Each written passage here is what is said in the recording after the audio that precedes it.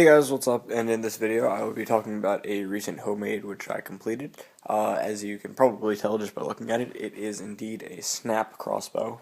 Now what's special about this one is it's not as massive as your general crossbows, which are usually around 3 feet for the bow arms, and they're powered solely off the bow arms. This one is designed to be a lot smaller, and I made modifications to the general design of my own just to attempt to make it more compact and just overall easier to use. So this one, instead of being powered by solely bow arms, is powered by this elastic tubing, which is latex, also known as surgical tubing. But you can buy it at Home Depot, so it's not like you have to really go track it down. And it comes in 10-foot rolls, so you'll have plenty. I believe I used 16 inches for this particular blaster. It is a bit of pre-compression, which is nice. It has a bit of pre-compression, which is nice because when you prime it like that, I just put the trigger back on, so it's a bit finicky at the moment, but once it gets broken in, it's nice.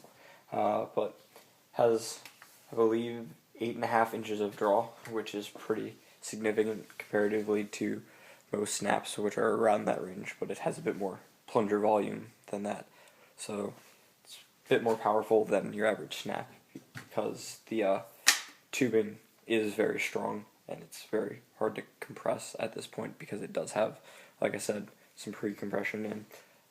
This entire thing is pretty much just your simpler snap with a 1.25 inch T at the top down to two 8-inch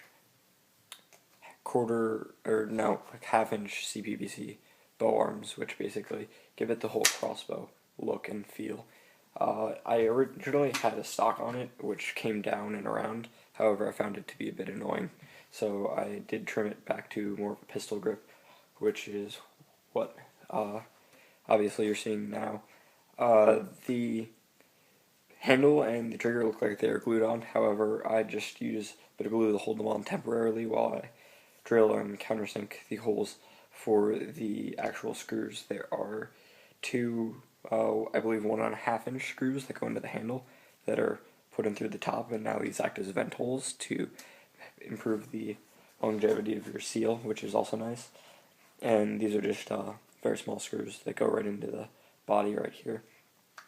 The trigger itself, as you may notice, has a bit of foam wrapped around it with E-tape just to improve the overall comfort of the blaster.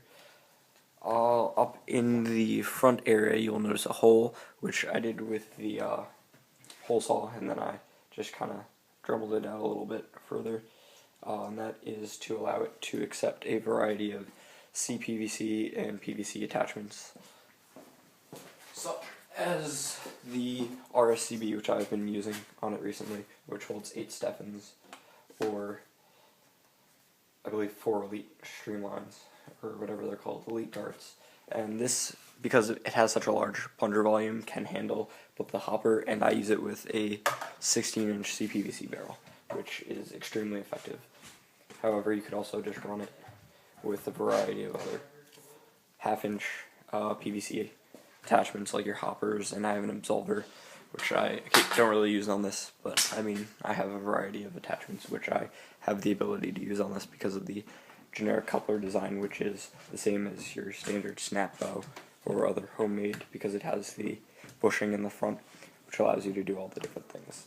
And one of my other favorite features of this blaster is that it does, in fact, break down for storage, and this also helps to prevent the life of the seal because you remove the tension between the seal and the front of the bushing, which can tend to ruin seals over time. So, I mean, you can store it simply like that.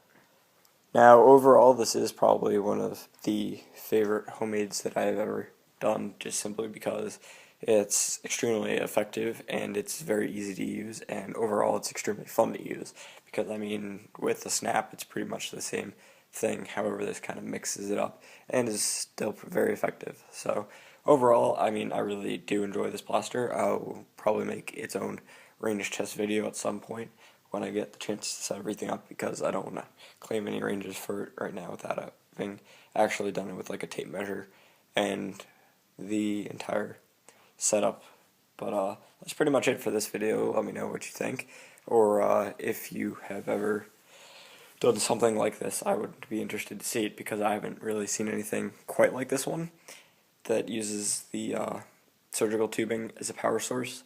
However, if you have seen anything like it, please let me know, because I don't want to claim it to be my own design if someone has done it before. But I mean, I couldn't find anything that was specifically like this one. So thank you for watching. Let me know what you think in the comments down below, and hopefully you enjoyed this video.